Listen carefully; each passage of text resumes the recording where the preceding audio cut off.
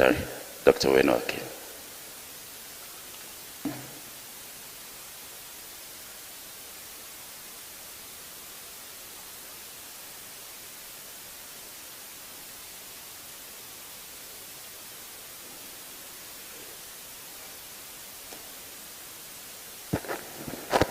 Praise the Lord.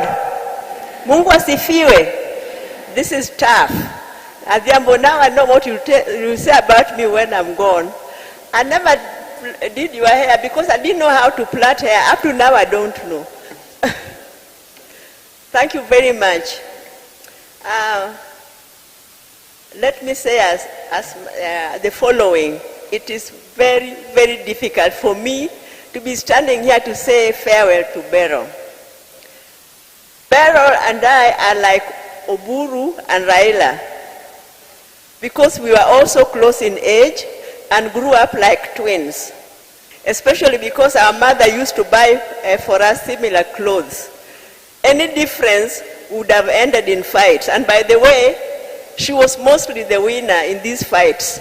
Yeah, because she was, even though I was taller, she was more sturdy and stronger than me. She would win, but I wouldn't give up. So Akinyi and Achieng. I'm Akinyi, she was Achieng.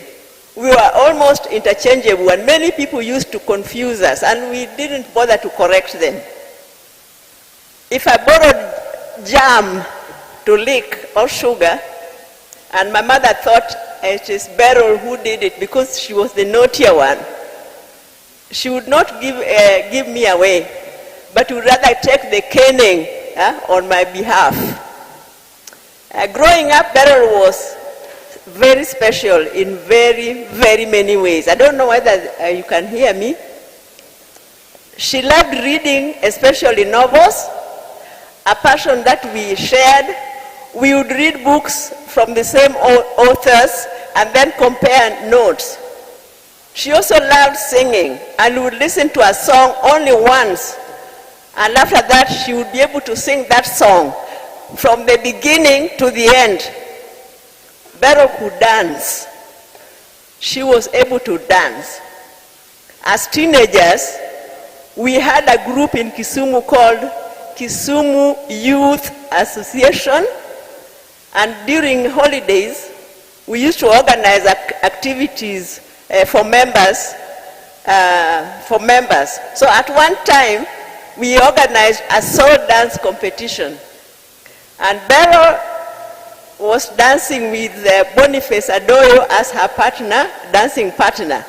Boniface Adoyo later in life rose to become a bishop and head of the Evangelical Alliance of Kenya. The two of them won. The two of them won that competition.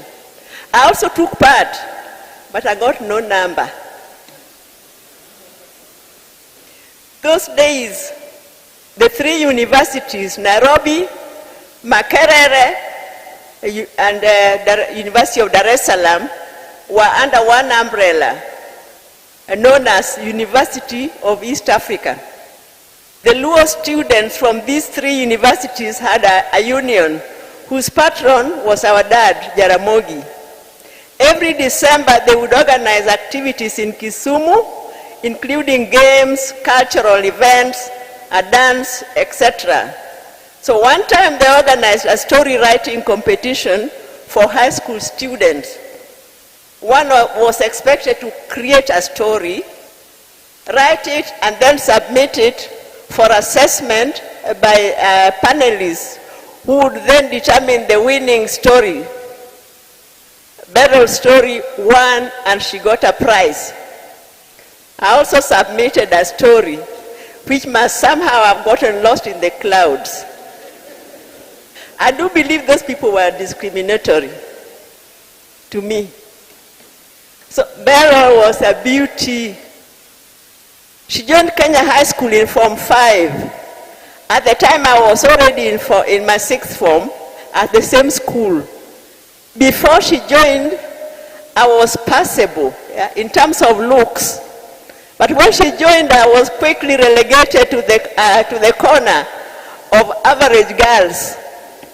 She became one of the most beautiful, and popular girls in the school, I couldn't help being jealous, even though as much as I loved and was very, very fond of her, and also proud of her.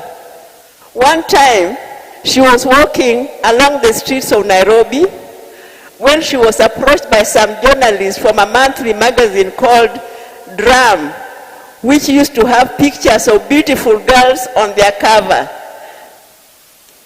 So, the so-called beauty of the month. Every month had a particular girl as the beauty of the month.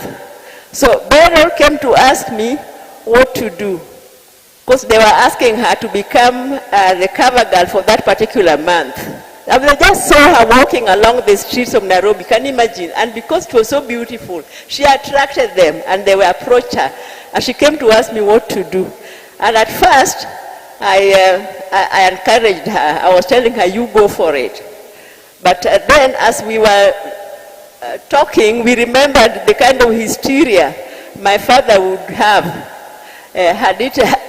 if he were to see that his daughter was on the cover of a magazine.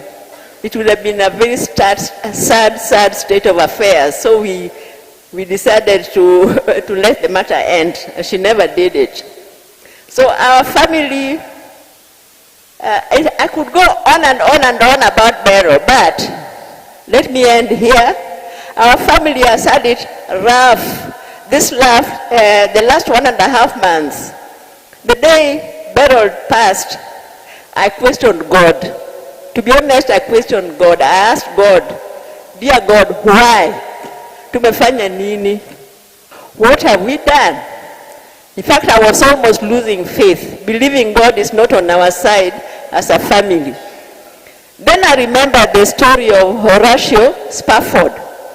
He underwent many, many tragedies, including his fortune being burnt down, the death of his only son.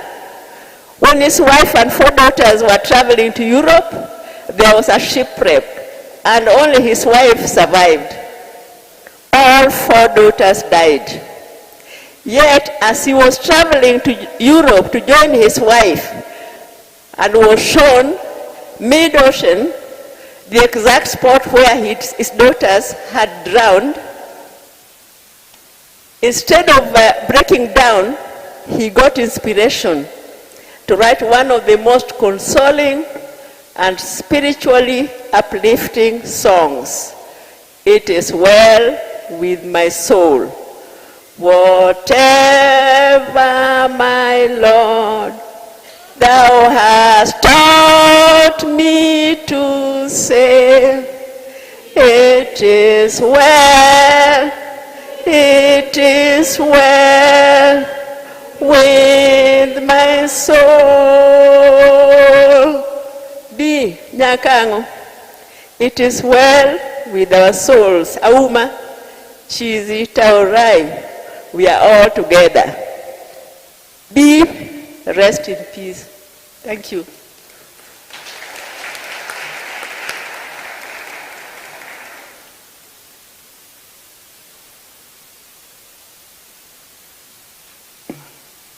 As we're closing tributes in the family, we have our youth leader. Our youth leader is present.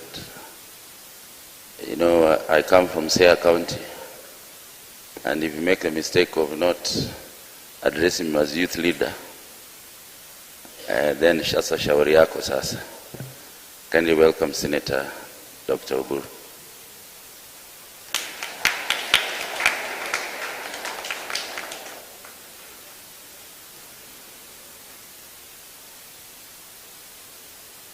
Holy Church, Catholic